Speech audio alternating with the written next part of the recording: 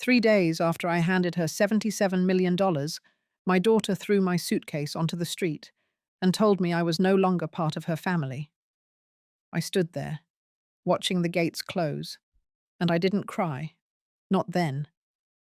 I felt something colder than sadness, something heavier than betrayal. I gave her my whole life, and she gave me exile. But she had forgotten one thing. I built that empire she's trying to erase me from, and by the time she realized it, I was already turning the tide. She thought I would stay quiet. She was wrong, very wrong. I didn't expect the sound of my own suitcase hitting the concrete to echo like that. It rolled twice before stopping near the storm drain, and I remember thinking how ridiculous it looked. A black leather case with gold trim, sitting there like it had wandered off by mistake. But it hadn't. My daughter had thrown it, with both hands, in front of her security camera, in front of her housekeeper, and in front of Emily, her 14-year-old daughter, who stood frozen on the steps, one hand covering her mouth. The words Diana said after that were sharper than the throw itself. "You don't belong here anymore. This is my house, my company, my name now." Then she turned her back. The gate clicked shut before I could speak. Not that I would have, even if I had the breath. I stood there for maybe 10 seconds, maybe less. No one moved. Not Emily, not the housekeeper, not me. I bent down, picked up my bag, and walked. I didn't cry, not yet. I felt something building, but it wasn't tears. It was heat, in my chest, in my throat. And it wasn't sadness, not even grief. It was the hollow ache of disbelief, of knowing that someone you loved more than your own pulse had just erased you with the flick of a hand. I had given her $77 million 3 weeks earlier, transferred it into the living trust that bore her name. All legal, all signed. A legacy I built from nothing over 4 decades of work. Property, hotels, retail strips along the coast. I thought I was stepping back, thought I was handing her the future. I didn't know I was handing her a sword. I walked to the corner where the bus stop used to be, though I didn't expect it to still be there. It wasn't. Just a metal bench now. I sat. My hands trembled, not from age, but from rage contained. And Emily, sweet girl. She ran out 15 minutes later without shoes. She didn't say anything, just dropped a paper bag beside me and slipped a hoodie around my shoulders. Inside the bag was a water bottle and a wrapped sandwich. She whispered, "I'm sorry," then ran back before anyone noticed. I held on to that bag like it was worth more than the trust I had just signed over. In that moment, it was. If you're still listening, if you've made it this far, let me ask you something in your heart. Have you ever been erased by your own child? Have you ever handed them the keys to everything and watched them shut the door behind you without blinking? Because that was the moment I stopped being a mother and started becoming something else. Not cruel, not vengeful, but surgical. I stayed in a motel that night, the kind with peeling paint and a buzzing bathroom light. I didn't care. I barely slept. I sat with the light on, notebook open, and started writing down what I remembered from every document I had signed. Dates, lawyers, language. I wasn't looking for comfort. I was looking for openings. And I remembered Victor, my old lawyer, my old friend. He was the only one I trusted. He had drafted the original trust documents before Diana insisted on moving it to her team, the ones she thought were airtight. But Victor had told me something once, years ago, that when a trust is active only during the lifetime of the grantor, and if the grantor remains mentally sound, they hold the real power, even if the beneficiary thinks they've won. That sentence came back to me around 3 a.m., and I wrote it down on a yellow motel pad. They think they've won. That morning, I called Victor. I hadn't spoken to him in 2 years, not since I retired. He picked up on the second ring. By 9 a.m., I was in his office. And that's when things started turning. Not with yelling, not with threats, not with drama, but with precision. Because the thing Diana never understood was this: I never built an empire by being kind. I built it by being quiet, watching everything, and waiting for the right moment to strike. And now, my moment had come. Let's just say, the real show was about to begin. Stay with me. You don't want to miss what happened next. Victor Hale hadn't aged much in the years since I last saw him. Same grey temples, same brown leather briefcase with worn edges. His office smelled like lemon oil and old paper, and the morning light through the window made the dust sparkle. He didn't offer small talk when I walked in. He just nodded once and gestured toward the chair across from him. I sat down, pulled the folder from my purse, and laid it flat on his desk. She thinks she owns it all, I said. But she doesn't. Not yet. He flipped open the folder, scanned the top page, then looked up slowly. His eyes narrowed, not in confusion, but in focus. You never signed the revocation form, he said. I nodded. I remembered. Diana had pushed me for months to dissolve the original trust, the one Victor had helped me establish 20 years ago. She called it outdated, said her lawyers could set up something more modern. But I had delayed, found excuses. And when I finally gave in, I had only authorized the transfer of title, not the revocation of control. A subtle difference, one she hadn't noticed. But Victor had. Then she doesn't own the trust, he said.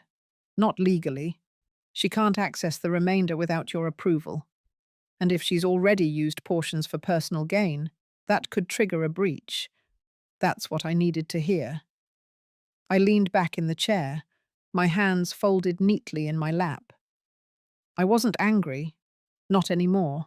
I was clear. I want her audited, quietly. I want to know what she's moved, where, and how much she's trying to claim as her own. Victor nodded again, already reaching for a yellow legal pad. She's going to feel cornered, he said. Good, I replied. She should. We spent the next 2 hours reviewing documents, every clause, every line. The original trust still named me as the grantor with full authority. Diana had only been made co-trustee under conditional language. Conditional, meaning reversible. She had no clue. Or maybe she did, but assumed I'd be too old or too soft to do anything about it. She forgot who taught her how to play hardball. Victor contacted a forensic accountant named Marissa Chen. I had worked with her once, years ago, during a messy land deal that involved 4 shell companies and one very dishonest brother-in-law. She was discreet, surgical, and relentless. I liked her immediately. By that afternoon, she was already digging. Diana wouldn't notice anything yet. That was the plan. We didn't want confrontation. We wanted confirmation. I checked into a short-term rental near the coast. Nothing fancy. 2 bedrooms, clean kitchen, no questions asked. I didn't tell anyone where I was going. I left my name off the lease. Paid 3 months in advance. For the first time in days, I slept. When I woke up, I made coffee, opened my notebook, and wrote 1 sentence at the top of the page. She took my name off the door. I'll take hers off the company. I wasn't seeking revenge for the sake of it. I wasn't chasing back $77 million. What I wanted back was something quieter. My name, my place, my dignity. And Diana had taken those from me before she touched a cent. Marissa called on the 3rd day. Her voice was calm, but her words cut deep. She's transferred over $12 million to private accounts, she said. Mostly under shell corporations, all set up within the last 4 months. Some registered in Nevada, one in the British Virgin Islands. I let out a long breath. She's also moved title on 2 properties into her personal name, ones that were under the trust. That was the crack. The legal exposure. That's breach, Victor confirmed when I told him. If we document it and present it right, we can freeze her access to everything. But it has to be clean. No mess, no threats. That's what I wanted. Not a scandal, not noise, just silence and certainty. I didn't want her to see me coming. I wanted her to wake up and find the empire she tried to steal slipping from her fingers like sand. That night, I sat on the porch of the rental, listening to the wind off the water. I thought of Emily, of how she looked at me before she ran back into the house. I wondered if Diana noticed. I wondered if she even cared. I had raised a daughter who could speak 4 languages by age 10, who graduated early, who closed her first $1 million deal at 26. I raised her to be strong, but I hadn't raised her to be kind. And now I would remind her what real strength looked like. Not with yelling, but with paper, with proof, with power she forgot I still held. By the end of the week, Victor would draft the petition. And Diana, she wouldn't even see it coming. By the end of that week, Victor had everything prepared. The petition was clean, backed by documentation Marissa had uncovered in less than 4 days. Diana had been moving funds slowly but strategically.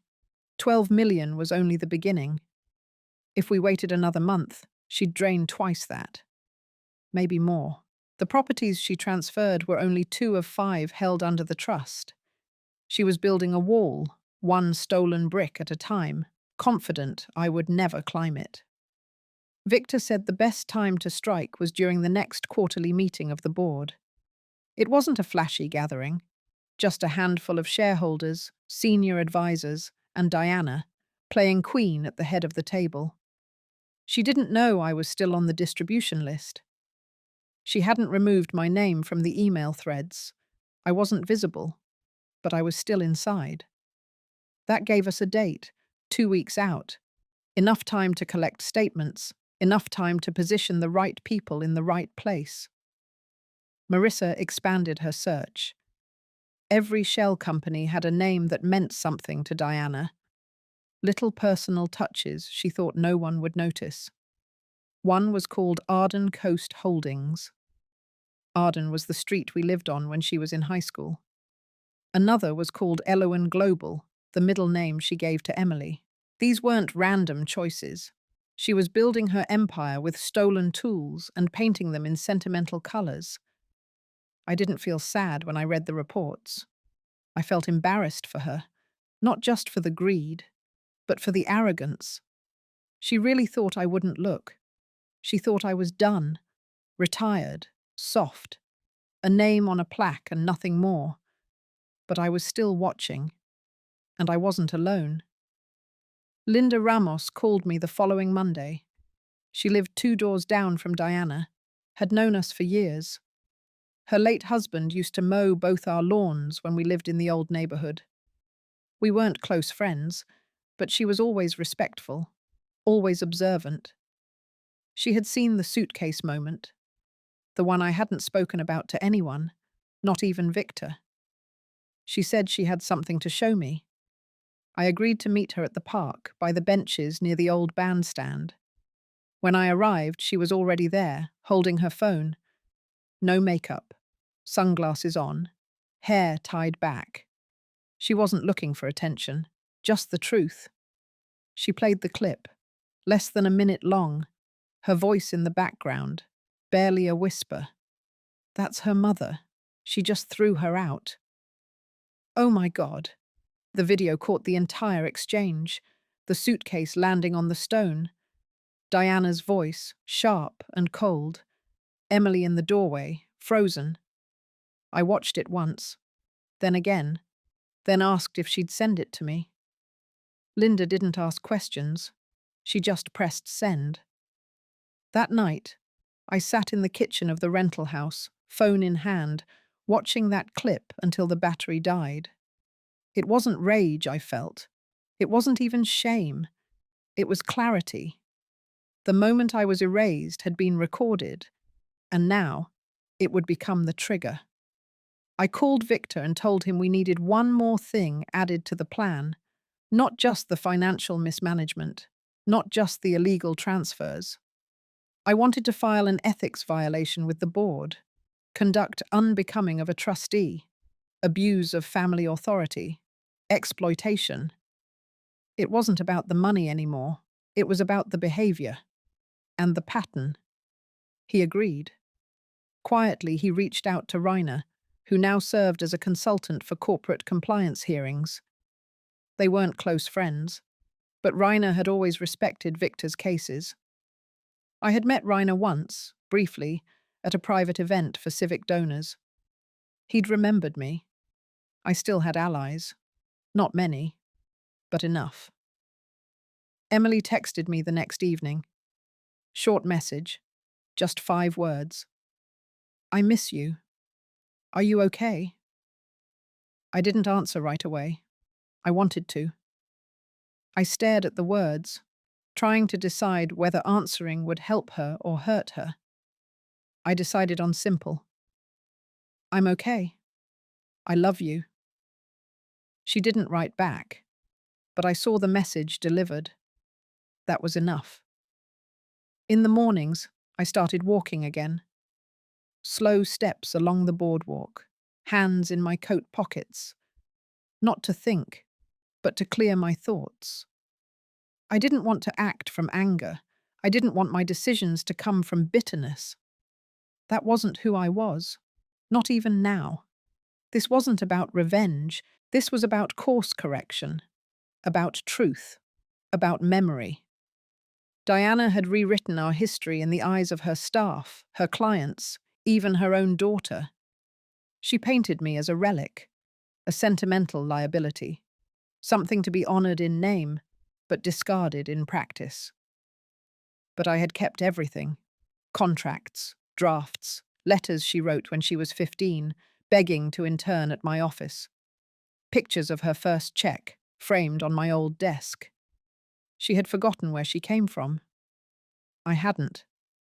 And now I was going to remind her, not through lectures, not through anger, but through timing. By the end of that week, Victor had contacted the board, quietly, legally. He requested that I be added back to the meeting agenda, not as a guest, but as an active participant. The bylaws allowed it. My co-trustee status had never been officially terminated.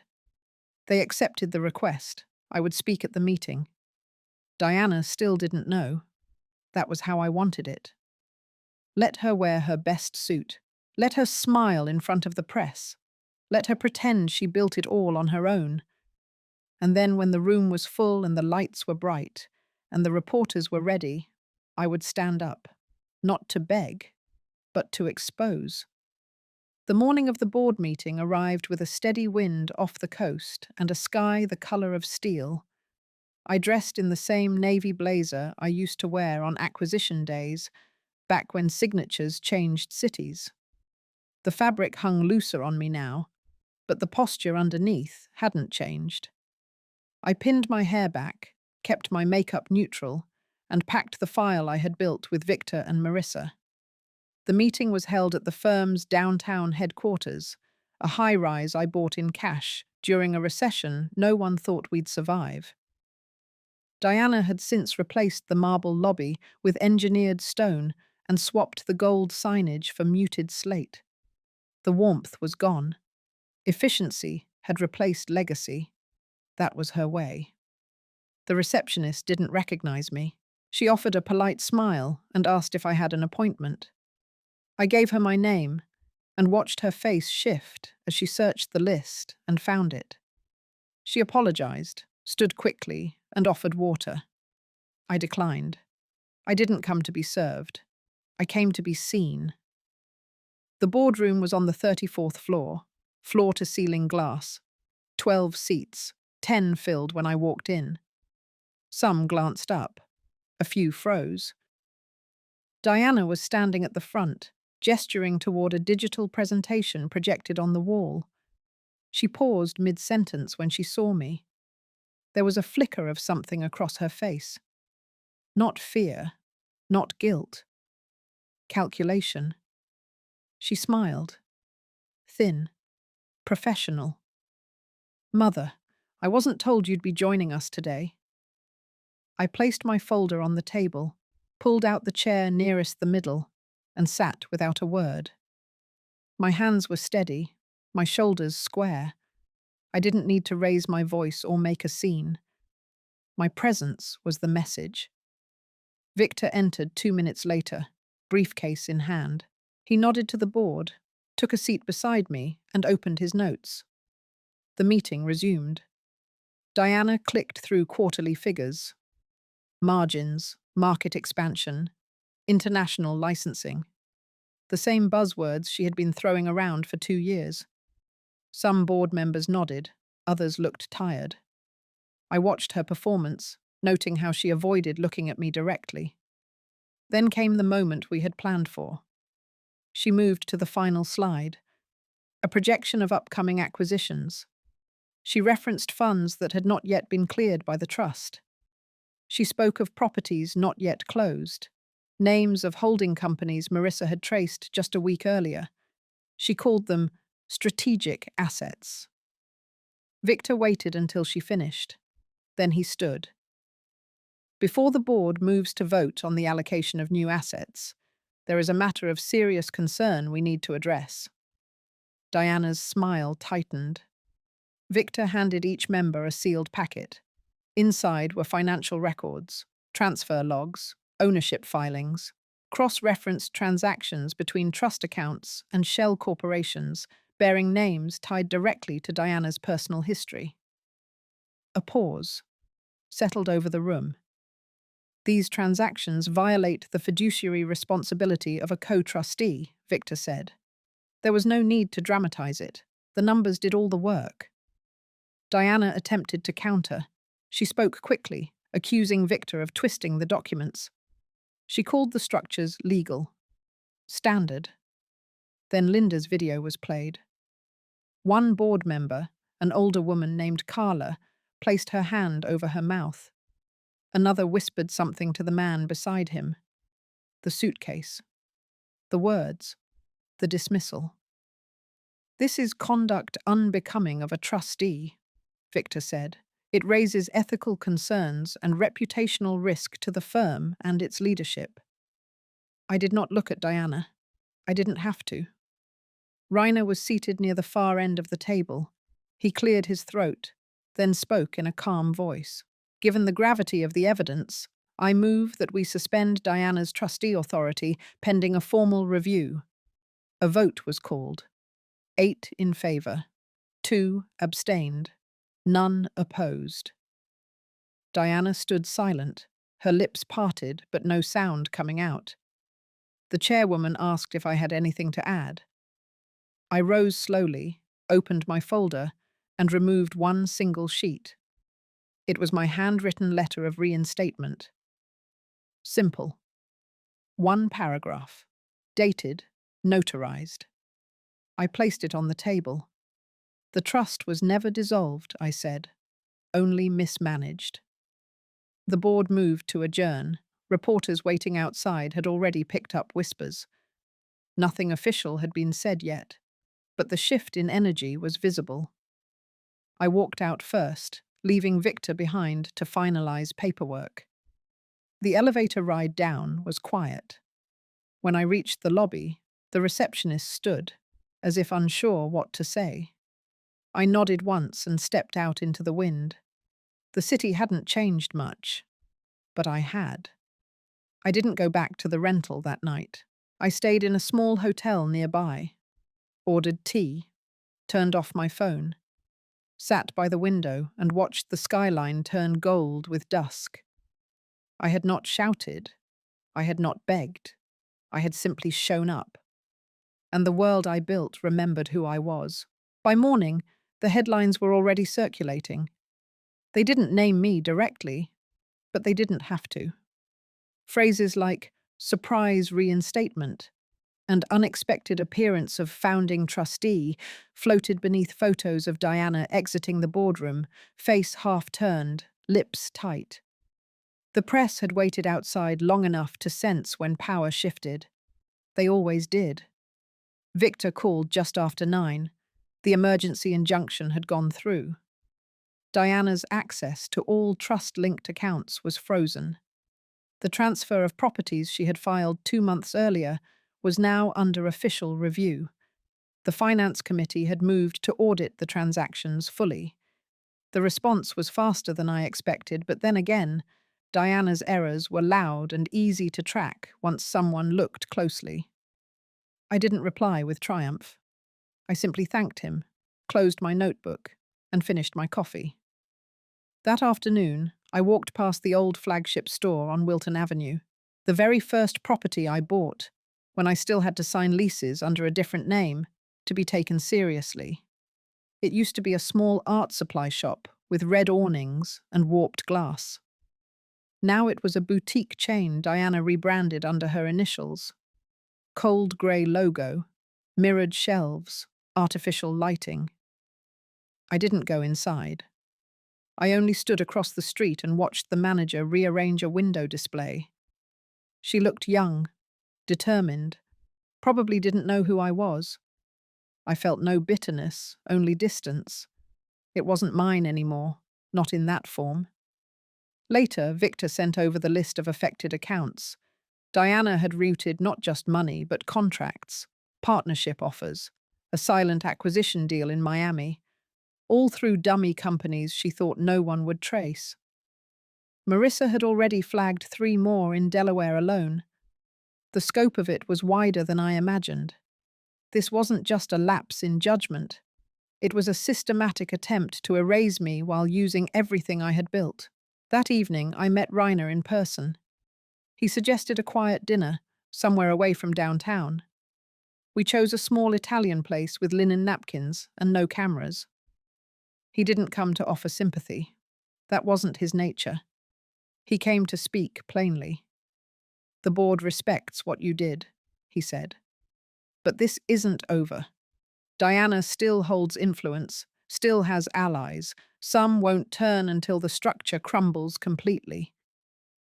"I understand," I said. "That's why I'm not done." He nodded once, then folded his hands.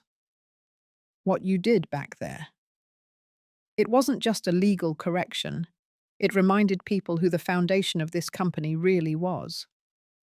After he left, I walked back to the hotel on foot. I moved slowly, not from exhaustion, but from focus. I needed to think through the next step, not just financial, personal. Diana had remained silent since the boardroom. No calls, no messages, no appearances. That silence said more than any statement could. She wasn't apologizing. She wasn't regrouping. She was waiting. For what? I didn't know. But I had the sense she wasn't finished either. 2 days later, I got the first letter. Not an email. A letter. Delivered to the hotel, handwritten envelope. No return address, but I recognized the handwriting. Emily. Inside was a short note, neat cursive. Careful language. I saw what happened. I don't know how to feel. Mum hasn't talked to me since. I miss you. I'm scared. I don't know what I'm supposed to believe. She didn't ask for answers. She didn't ask me to come back. She only asked for honesty. And that I could give her. I wrote back the same day. "You don't have to choose sides," I said, "but you always have the right to know the truth." I didn't write about the money. I didn't mention the properties or the fraud. I only reminded her of the time we built the dollhouse together, the summer she learned to ride her bike, the morning she brought me burnt toast and called it breakfast in bed. Because what she needed wasn't strategy, it was memory. By the end of the week, Marissa confirmed 2 more violations. One involving a loan Diana had signed as if she were the sole trustee. Another involving intellectual property rebranded under her name alone. Each move added to the legal case. Each made her position weaker. Victor drafted the formal charges: mismanagement, misrepresentation, abuse of fiduciary power.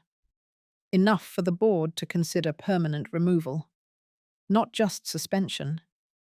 We had the documents, the footage, the financial trail, even the video of the suitcase now archived and time-stamped.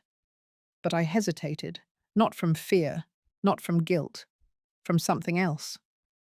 I didn't want to destroy her. I only wanted her to stop pretending I never existed. Victor asked if I was sure. I said yes. He submitted the papers. 3 hours later, Diana's lawyers issued a brief statement, generic, denying wrongdoing, accusing the firm of bias, claiming the reinstatement was irregular, the usual flailing before the fall. That night, I stood on the hotel balcony and looked out over the lights. I wasn't angry. I wasn't vindicated. I was simply clear. This wasn't revenge. This was removal, peeling away the falsehood she had painted over my name. And the canvas underneath. Still strong. Still mine.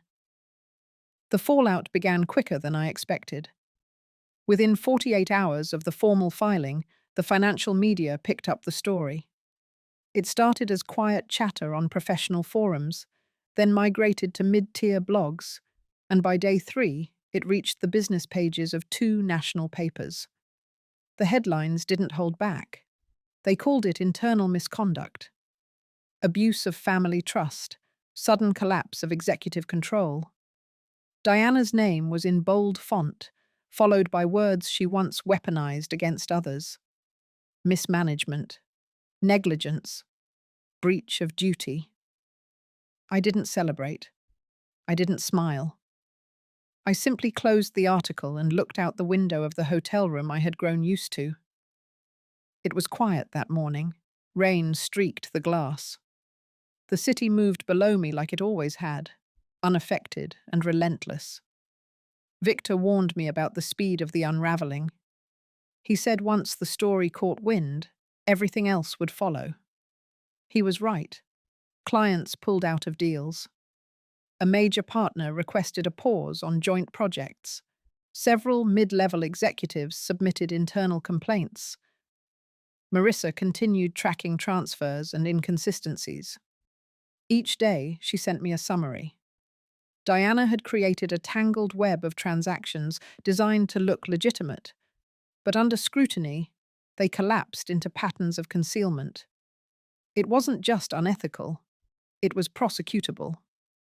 The board, now under public pressure, scheduled an emergency vote. They would decide whether to remove Diana permanently as co-trustee and revoke her decision-making power across all trust-related entities. Victor prepared my statement. It was brief, factual.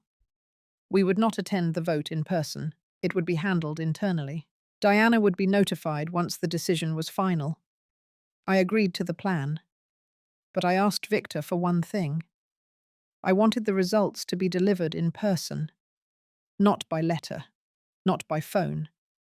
I wanted her to hear it face to face, just once. He hesitated but understood. I didn't ask for a confrontation. I asked for clarity. That afternoon, I walked the long path behind the courthouse where Diana once stood beside me years ago, when I was awarded a city business recognition. She had worn red heels and kept clapping after everyone else had stopped. I remembered how proud she looked. I remembered how much I loved her in that moment. The image returned to me now, not as pain, but as contrast. She wasn't that woman anymore, and I wasn't the mother she assumed would stay silent. 3 days later, the board voted, unanimous, permanent removal, legal separation from all decision-making responsibilities. Full authority returned to me as grantor. All motions passed. The call from Victor came just after noon. "She's going to fight it," he said. "Let her," I replied. The truth's heavier than any argument. We scheduled the meeting for 2 days later. Neutral ground. No press, no board members. Just her, Victor, and me. A quiet room. A long table. One final conversation. The space we chose was a private conference room in a mid-rise off the highway. Unassuming. No logos, no symbolism. Diana arrived first. She sat at the far end, arms crossed, face unreadable, her hair pulled back tight. Black suit, no jewelry. She looked smaller somehow. Victor opened the meeting with protocol, reviewed the vote, laid out the terms, offered her space to speak. She didn't. He turned to me, gave me the floor. I stood slowly, not for drama, for grounding. My hands rested lightly on the table's edge. I told her the decision was final, that every document had been reviewed, every transfer traced, every conflict weighed. I told her the removal wasn't just necessary, it was inevitable. Still, she didn't speak. Not until I sat back down. Then she leaned forward. "You think this fixes anything?" I looked at her calmly. "This isn't a fix. This is a boundary." She shook her head, scoffing. "You humiliated me. You had this planned the whole time." I answered without raising my voice. "No. I gave you $77 million. What you did with it was your decision. What I did after that was mine." She stood then, hands planted firmly on the table. "You will regret this." I stayed seated. I already regret many things. Staying quiet for too long is one of them. Her mouth tightened, her jaw locked, but she didn't speak again. Victor handed her a copy of the formal documentation. She took it, opened it briefly, then walked out of the room without a word. When the door closed behind her, the silence was strange. Not heavy, just final. I stayed in my chair for another minute, breathing slowly. I thought of Emily. I thought of the dollhouse, the bike rides, the burnt toast. And I hoped she wasn't watching her mother become someone she wouldn't recognize.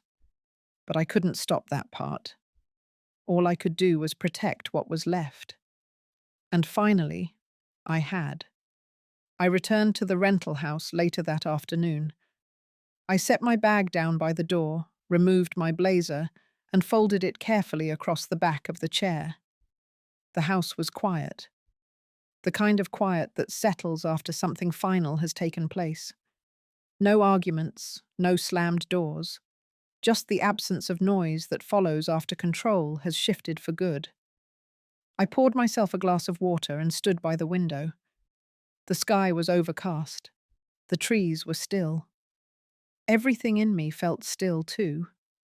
Not in a lifeless way, but in a way that said the struggle had moved from the surface to something deeper, something quieter. Diana hadn't followed up. No calls, no letters, not even through lawyers. That kind of silence usually signals either acceptance or preparation. I didn't assume either. I'd spent long enough learning that distance isn't always peace. Victor said the board would begin the transition process within the week. I would reassume all fiduciary responsibility. Financial audits would continue. Any pending contracts she had touched were paused for review. Her name would slowly vanish from every letterhead she once chased. The firm would not collapse, it would recalibrate, and I would guide that process until the structure was clean again. Still, that wasn't the part weighing on me. It was Emily. I hadn't heard from her since the letter. I didn't expect much. She was still a child navigating a world being pulled apart by the very people who raised her. I didn't want to pressure her. I didn't want to become the same kind of force Diana had been to me. But I couldn't shake the memory of her eyes the last time I saw her. The flicker of worry, the silent plea, the helplessness of someone trying to love two people pulling in opposite directions. So I waited, and I watched the days go by. I cleaned the same surfaces twice, walked the same block in the morning and again at dusk. I drank coffee that grew cold and made lists I never used. I sat on the couch and tried not to stare at the phone. It rang one afternoon, a number I didn't recognize. I let it ring twice before I picked up. Her voice was quiet. She said she didn't want to talk long. She said school was stressful, that her mother wasn't speaking much, that everything in the house felt like it might break if someone breathed too hard. Then she said she missed me. I didn't tell her what had happened in that conference room. I didn't mention her mother's removal. I only asked if she was safe. She said yes, I believed her. Before she hung up, she asked if we could meet. Somewhere quiet, somewhere no one knew. I said yes. We met 2 days later at a bookstore cafe, tucked behind an old laundromat. It was the kind of place where no one asked questions. The music was soft, the lights dim. She wore a hoodie with the sleeves too long and a baseball cap pulled low. She hugged me before we even sat down. I had brought nothing with me. No files, no updates, only myself. She looked older, not in a dramatic way, just a little more aware, like something inside her had shifted too. We talked about small things at first. Her classes, her favorite podcast, the dog down the street she still walked sometimes. She mentioned her mother only once, and even then it was with a distance that told me she didn't know how to feel. I didn't force anything. I didn't offer explanations. I let the silence fill what words couldn't. Eventually, she reached into her bag and pulled out a folded piece of paper. "I wrote this," she said, "for school." But I didn't turn it in. She placed it on the table and slid it across to me. I didn't open it. Not yet. I waited until she left, until I was alone at the table, with her scent still lingering in the air and the chair across from me still warm. Then I read it. It was a short essay. Honest. Unpolished. Full of questions she didn't know how to phrase out loud. She wrote about what it feels like when people you love turn into strangers, about trying to love someone while not liking what they've done, about hearing one story at home and sensing a different truth in your gut. She wrote about memory and silence and the pressure of pretending everything is normal when your whole world is shifting under your feet. She didn't name names, but she didn't need to. I folded the page carefully and tucked it into my coat pocket. Later that evening, I called Victor and told him I would be stepping back from day-to-day management after the transition was complete. He didn't question me. He only asked for a date. 3 weeks. That would be enough time. I didn't need to control the company again. I just needed to make sure the rot was gone before I left it behind. Then I could return to something more valuable. My granddaughter. Myself. Peace. Not as an escape, but as a choice. The morning I made my final walk into the office, the air was heavy with the first signs of spring. Not warm, not blooming, just that quiet shift in the wind when winter begins to loosen its grip. I carried no files, no folders, only the keycard I'd used for over 30 years. The receptionist didn't question me this time. She simply nodded, as if some unspoken understanding had returned. I took the elevator alone. 34 floors. The doors opened to the familiar hush of brushed concrete, glass, and artificial greenery. The same space Diana once redesigned to feel modern. Now it felt sterile. A place curated to impress rather than belong. Victor met me in the corridor. He wore a grey suit and held a single sheet of paper in his hand. The final transition memo. It named me as acting trustee through the quarter and listed the motion for a permanent replacement effective next term. My name would remain as founder emerita, but I would no longer hold authority. That was by choice. That was the plan. We walked to the boardroom together, It wasn't a formal meeting, just closing motions, no press, no legal teams, no ceremony. The few board members present stood when I entered. Some offered polite nods.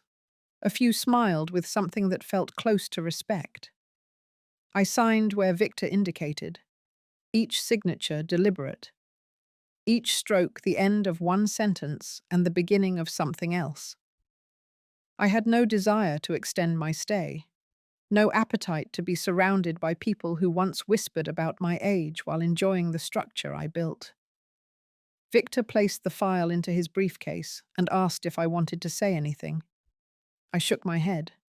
It was all said. And if they hadn't listened then, they wouldn't now. I exited the room quietly. No one followed. Downstairs, I paused once in the lobby. I turned back to glance at the wall behind the reception desk. My portrait still hung there. The old one. The one before Diana changed the branding, before she tried to repaint everything in her image. That photo would probably be taken down in the next refresh. I didn't mind. What mattered had never been on a wall. Outside, the sidewalk was busy. A delivery truck blocked part of the street. The wind picked up. I kept walking. A slow, steady pace with nothing left to defend. By mid-afternoon, I was back at the rental, packing the last of my things. I folded clothes, boxed books, sorted through papers. I wasn't going far, just across town. But this place had become something temporary long before I admitted it to myself. A place to plan, a place to survive, but not to live. The new apartment was smaller, a walk-up, no view. But it had light in the morning and a wide windowsill that caught warmth by noon. The kind of place where you could hear neighbours laughing through the wall and smell garlic from the floor below around dinner time. It felt alive. Emily came by 2 days later. She didn't say much when she arrived, just kicked off her shoes, sat on the couch, and picked up one of the old puzzle boxes I kept in a basket near the door. We worked side by side for over an hour without speaking. After a while, she asked if she could stay the weekend. I nodded. That night, I cooked her favourite stew. She set the table and washed the dishes without being asked. We didn't talk about Diana. We didn't talk about the company. We didn't need to. The next morning, I found a small envelope tucked beside my coffee mug. Inside was a folded note. Short, careful handwriting. Thank you for not forcing me to pick a side. Thank you for being steady when everything else was shaking. I didn't cry, I just made breakfast. Later that week, a letter arrived from Diana. Not typed, handwritten. It was 2 pages long, mostly filled with formal words. She admitted no guilt. She made no apologies. But in one paragraph near the end, she wrote something that didn't sound like her usual voice. She said losing control had made her realize she had never really understood what it meant to carry something rather than just wear it. I read that sentence twice. Then I folded the letter, slid it into the back of a drawer, and went back to chopping vegetables. I didn't know what she would do next. If she would disappear, rebrand, fight, or reflect. But I knew one thing for certain. I wasn't responsible for her healing. I had done what I needed to do, not to hurt her, not to shame her, but to protect myself, to protect what mattered. And now I was beginning again, not with fury, but with freedom. 2 weeks passed. Life didn't change overnight, but it shifted in ways that felt more permanent. The calls from the board stopped, the emails dwindled. I answered what needed to be answered, signed the last batch of closing papers, and returned the keycard by mail. Emily started visiting more often. Not every day, but enough for it to feel like a rhythm. She brought her schoolwork, sometimes her sketch pad, sometimes nothing at all. She sat by the window and watched the street below. She said it made her feel less stuck. I understood that. At her age, I remembered needing space that didn't belong to anyone else. A room without expectation. A chair where no one judged how long you sat still. One Saturday morning, I was folding laundry when she asked if I wanted to come to her art exhibit. It was at school, nothing big, but she said she had a piece in the front display. I told her I would be there, and I meant it. The exhibit was held in the school gymnasium. Posters taped to folding tables, paintings clipped to easels, rows of chairs set up in uneven lines. Her work was a charcoal sketch, a quiet composition of a single figure seated at a table, hands folded, face turned just out of view. She said it was called Still Holding. I didn't ask who it was meant to be. I didn't need to. On the way out, I noticed Diana standing near the back wall. She wasn't talking to anyone, just watching from a distance. Her eyes met mine once. No wave, no smile, but no avoidance either, just recognition. And maybe, just maybe, restraint. I didn't approach her. I turned and walked Emily to the car. She didn't mention her mother the entire ride. I didn't press. Silence can carry more than any apology when it's shared honestly. That night, I sat on the floor and opened the last of the boxes from the old storage unit. Most of it was paper. Contracts, handwritten notes, birthday cards. Some were from Diana, drawn in crayons, folded into strange shapes. There was one card from the year she turned 11, covered in glitter and tape. Inside it read, "I want to be just like you." I set it aside, not out of sentiment, but as a record. A reminder of the road between then and now. I didn't cry, but I felt it. The distance, the turning points, the moments that added up to loss. The following week, I was invited to speak at a women's leadership seminar hosted by the local university. Victor had passed my name along. At first, I declined. I didn't want to step back into rooms that reminded me of the ones I had left behind. But then I thought of the women in those rooms. I thought of what I wished someone had told me when I was younger, when I was still trying to be respected without losing my softness. So I said yes. The seminar was modest, maybe 30 people in the audience, mostly women my age, a few younger, a few older. I didn't use a script. I just spoke. About legacy, about the weight of silence, about how dignity isn't something others hand you. You carve it yourself, sometimes from stone. When I finished, there was a pause, then applause. Not loud, but real. Afterward, a woman approached me and said she had followed the news. She didn't mention Diana by name, but I knew what she meant.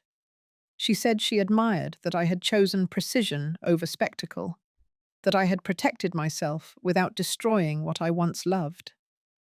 I thanked her and left quietly. Later that evening, Emily called. She said she wanted to come over after school the next day. I said of course.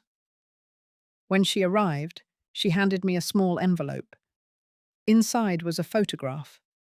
It was the sketch she had done, printed and framed. On the back, she had written, "For the one who still holds." I didn't need any more words than that. That weekend, I hung the frame above the desk in my bedroom, not to show it off, but to see it when I woke up, to remind myself that even after everything had been taken, something real remained. Not money, not power, not control, but connection. And that, I realized, had always been the part worth saving. The first time I walked past the office building again, it was nearly dusk. I hadn't planned to. My route just curved that way. And there it stood, tall and familiar, casting long shadows across the street. The windows caught the last light of the day, glowing pale gold. The place didn't look any different, but I did. That much I felt in the way my spine stayed straight and my hands didn't clench. I didn't go inside. I simply paused for a moment, as if acknowledging an old friend I no longer spoke to, but still remembered fondly. I watched a young woman walk out of the front doors, phone pressed to her ear, coat flapping behind her. She looked like me, decades ago, moving fast, chasing something. I hoped whatever she was chasing was worth it. Back home, I started cleaning out my closets. Not just clothes, but old papers, expired files, even furniture that had followed me from house to house without asking if it still belonged. I cleared shelves, donated boxes, called a man named Terry to haul away the extra chairs and chipped end tables. He was polite and didn't ask questions, which I appreciated. There was a kind of relief in letting go. I kept the photograph Emily gave me, the one she titled Still Holding. It remained on the wall above my desk, steady and centered. It anchored the room without demanding attention. The space became lighter, and so did I. About a week later, Victor invited me to lunch. He said he had something to discuss. We met at a quiet bistro tucked behind a bookstore. He wore his usual pressed shirt and calm expression. He never rushed through conversation. That day, he took even longer. He told me there was an opportunity to speak at a national conference on ethical leadership. They wanted someone with first-hand experience, a story, a name.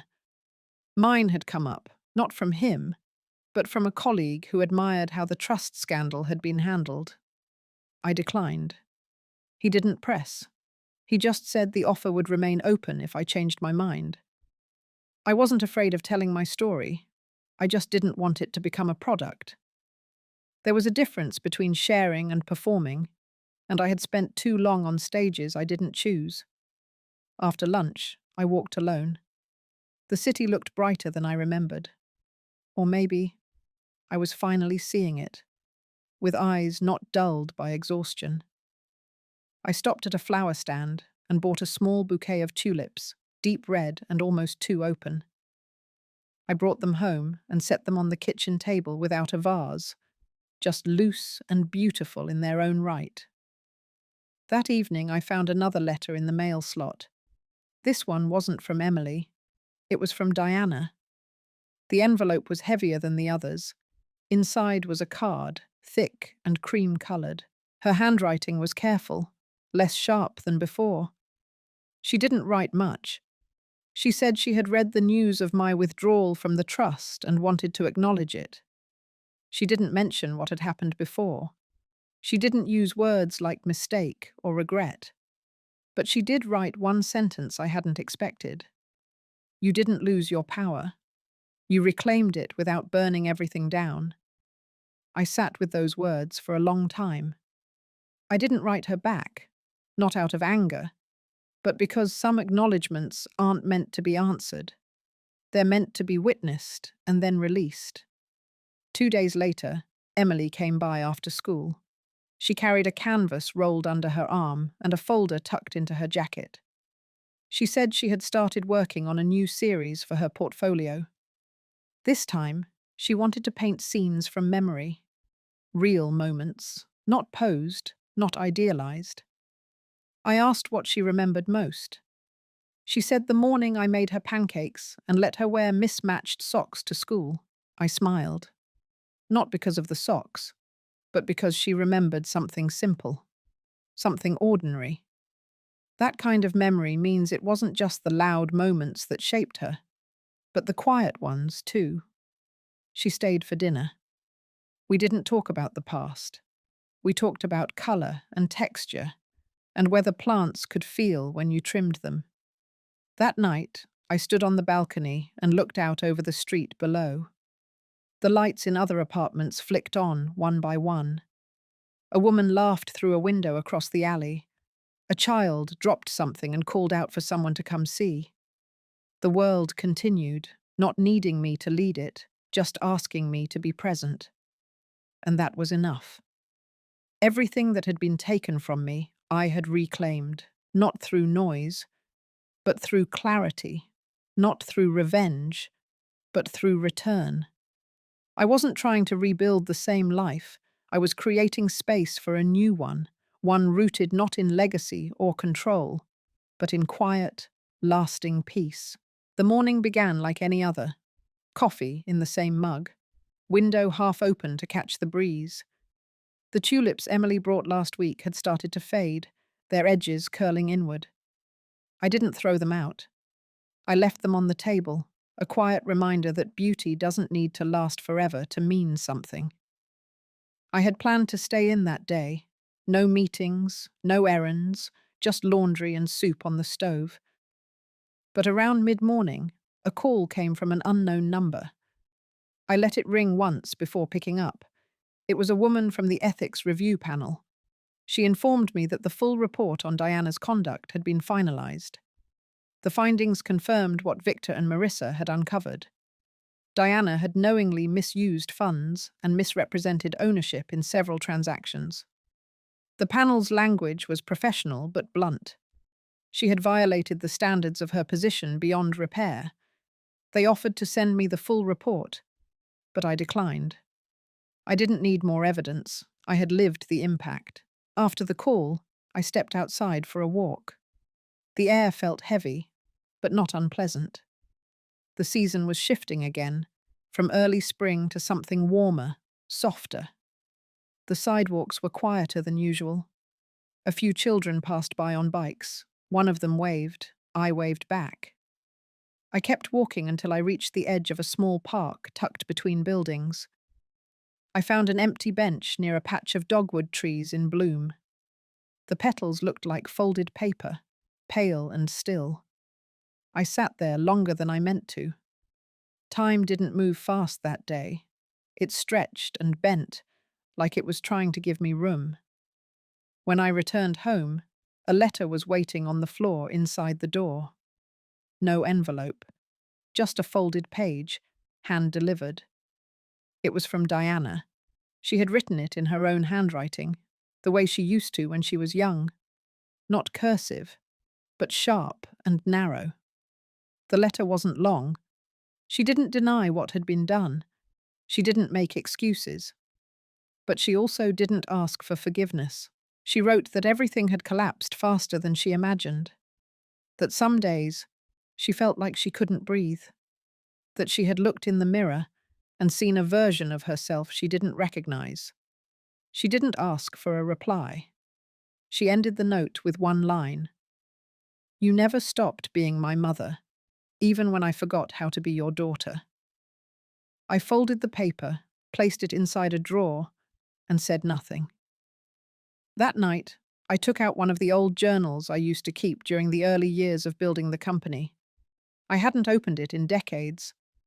Inside were notes, scribbled between meetings, grocery lists, ideas I never followed through with.